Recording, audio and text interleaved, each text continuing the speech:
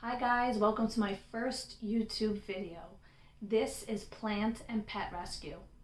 My name is Teresa and I work with plants, and a lot of people have a lot of questions about plants. So I decided to make a few videos to help you answer your questions. Questions such as, how much water does this plant require? How much light does it need? What kind of fertilizer should I give it? Does it purify the air? Is it toxic to my pets?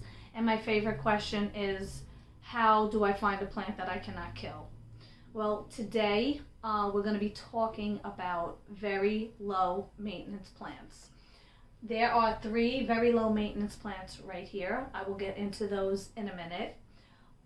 They're so low maintenance and so forgiving. They are really difficult to kill.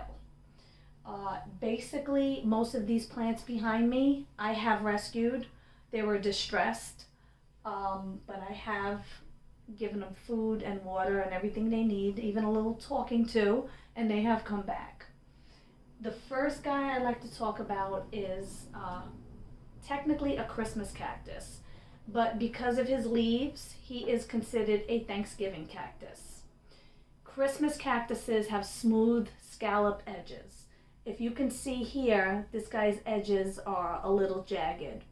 So he sprouts and blooms around Thanksgiving time. This is 2 years old. He was a distressed plant at one time.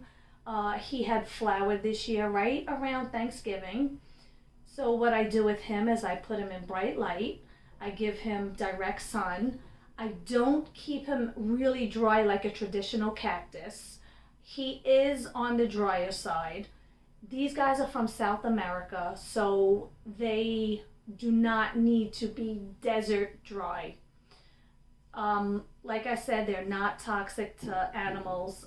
They're not air purifiers either, but they are extremely low maintenance.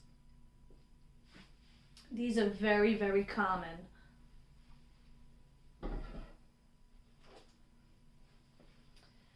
The next guy up is a snake plant, or they call it Sansevieria, or mother-in-law's tongue. This guy is very low maintenance also. He tends to be needing to be on the dry side, very dry. You water him like once every 2 weeks. He does not like high light.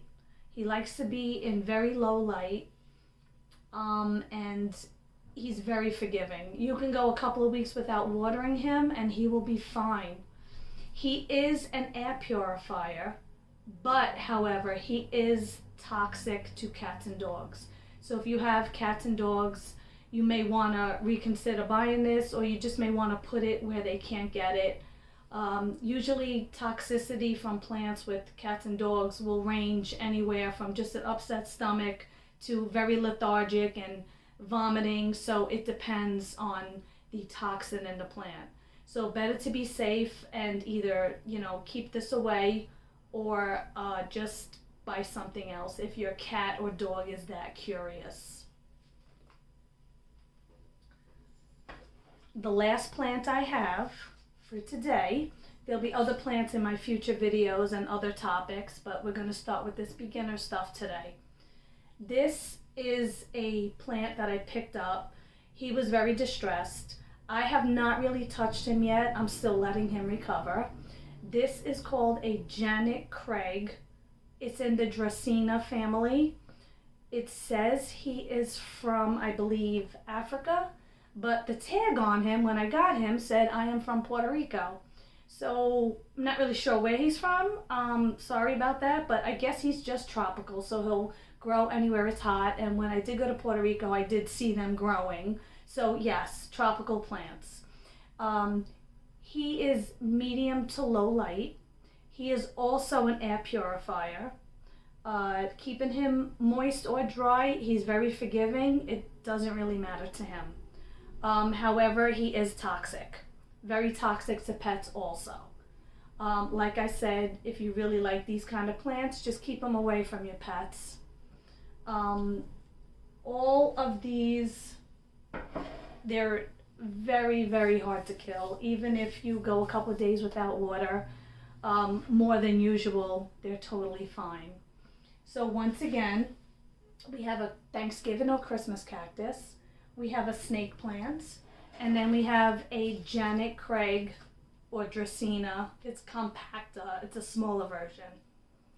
And these two, your snake and your Janet Craig, are toxic. So with that, at the end of my videos, I usually talk about a pet rescue that's somehow related to all this.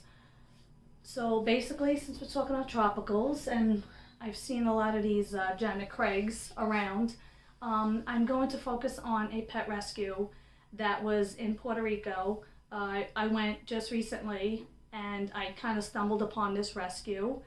There are a lot of strays in the United States and Puerto Rico, obviously. Spaying and neutering is a problem. But Puerto Rico, since Hurricane Maria, a lot of people could not take their pets. If they boarded a plane, they couldn't fit them under the seat as a carry-on, and they left them behind. So through the years, long story short, the population has increased. We were down there, and it's hard to look at. There's a lot of strays running around. It's very sad. We stumbled upon this dog at one of the beaches, and he looked like he was fed. He was just running around peeking at us from time to time. But when I peeked at him, he took a sneaker and ran, so happy, ran into his den, or I guess wherever he was, and took that little sneaker. And it just broke my heart, because I said, what if a dog like this had a home? How many toys would he have, and how much would he love his toys? So it was hard to look at. I thought about him. For some reason, he just stuck out to me because he was on the young side. If he didn't go off and grab a sneaker, I don't think it would have affected me much. But I did reach out to, I needed to do something. I felt helpless, but I said, let me reach out to a local pet rescue. And I found one in the area, and I started posting, and there was a lot of responses from the locals saying the dog was cared for and fed. But the rescue itself had questions about the dog with needing meds or being sterilized. So I reached out on Facebook to Guanica Animal Rescue Project. They're based in Guanica, Puerto Rico. They were, I believe, doing it around 4 years. And then I later found out that they're part of the network, which I believe changed names, which is Sir Henry Sato Rescue Network. That was founded in the new name, and the organization was founded in 2020. The woman's name is Doris Drager, and she worked in the past with a woman named Lynn, and I believe she still works with a woman named Wanda. They're all part of that Sir Henry Sato Rescue Network. And judging from the posts that were up there, they were very passionate about what they did. I just had to give a shout out to them because they were so caring, and every post was of concern. So it made me feel good knowing that I did something, and the problem was somehow going to eventually get worked on. So once again, I'd just like to say the Sir Henry Sato Rescue Network is an amazing rescue from what I can see. They're very passionate.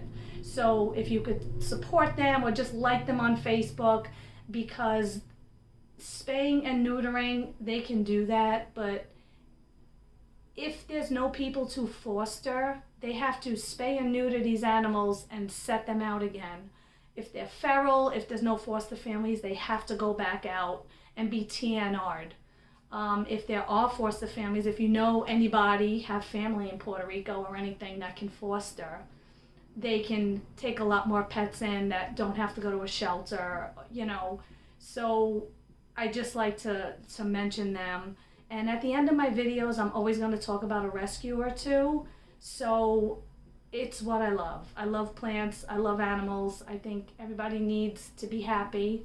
So that's it for now. My next videos are going to be different topics, so definitely join me. You might learn something. I learned a lot from doing my research, so you may learn a lot of things also. And stick around with me, and if you liked my video, please hit the like button, hit the subscribe button. Just let me know if you have any comments.